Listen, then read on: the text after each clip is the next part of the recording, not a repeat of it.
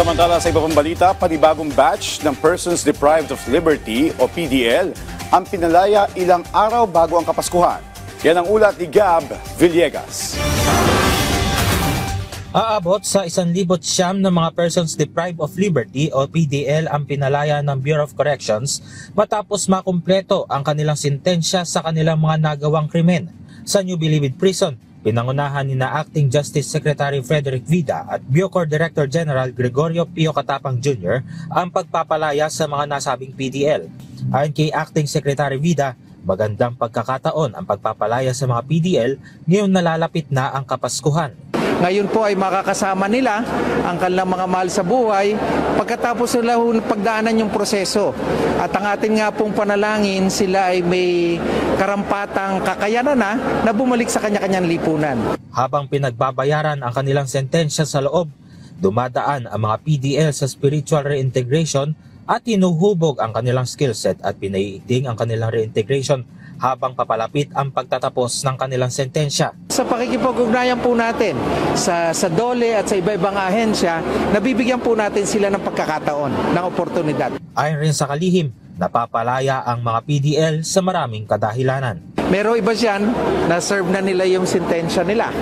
Meron dyan, subject siya dun sa GCTA, Good Conduct Time Allowance.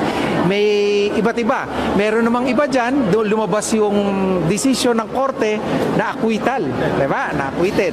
Meron dyan, parulado naman. May iba-ibang proseso.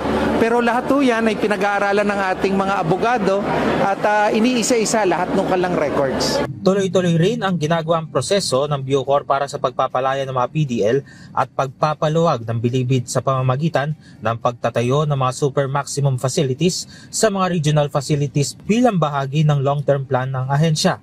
Magmula nang maupo si Pangulong Ferdinand R. Marcos Jr. sa pwesto, aabot na sa tinatayang 28,000 na PDL na ang kanilang napalaya. Nakatulong po dito ng isang malaki pag-aayos po ng records, yung mga karpeta po ng ating mga digitization. Gumagamit na po tayo ng teknolohiya at syempre po dagdag sipag. Marami po tayong nakikipagtulungan sa atin sa bagay na ito. Wala nang hindi gumagalaw yung proseso. Pag due na siya na dapat iproseso. Sa kanilang paglabas, may pabaon rin ang Bucor sa mga bagong laya. Meron silang pera pang transportation, and then may yung documents sila, hawak-hawak nila, and then pwede silang mga referral letters na pwede sila mag-apply pag uwi nila kay mayors, kay governor, DSWD, test the skill, and then kung gusto nila mag-apply ng trabaho sa DOLE naman. So, well-equipped sila pag uwi nila sa mga bahay nila. Isa sa mga bagong laya ang 61 taong gulang na itatago natin sa pangalang Juanito na nagmula sa Balanggiga, Eastern Samar. Taong 1995 nang mahatulan ng reklusyon perpetua si Juanito dahil sa kasong rape at noong 2000 nang siya ay dalhin sa loob ng bilibid.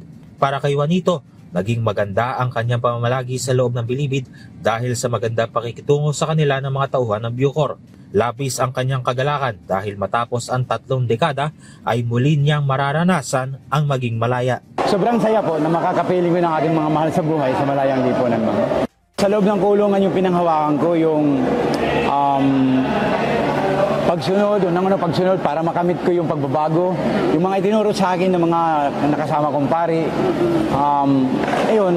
Naging malakas ang aking loob para harapin hanggang sa makamit ko itong panibagong buhay para makalaya. May pakiusap rin ang kalihim para sa mga taong datatnan ng mga bagong layang PDL.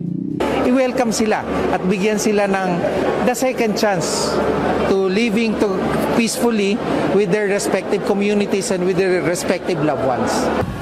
Sa paglaya ng mga persons deprived of liberty ngayong araw, dala nila ang mga aral na kanilang napulot sa loob ng piitan na magagamit para makapagsimula silang muli ng panibagong buhay. Para sa Integrated State Media, Gab Villegas ng PTV.